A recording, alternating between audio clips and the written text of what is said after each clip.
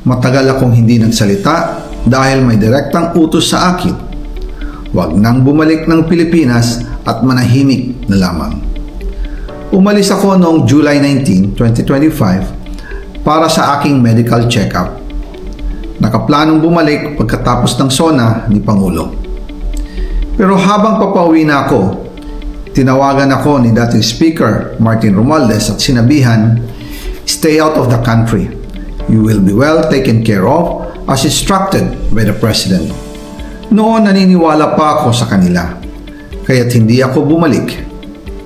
Tumikom ang aking bibig, sumunod ako, pero ang hindi ko alam, ang ibig pala nilang sabihin sa aalagaan ka namin ay gagamitin ako bilang panakipbutas sa kanilang kampanya laban sa korupsyon.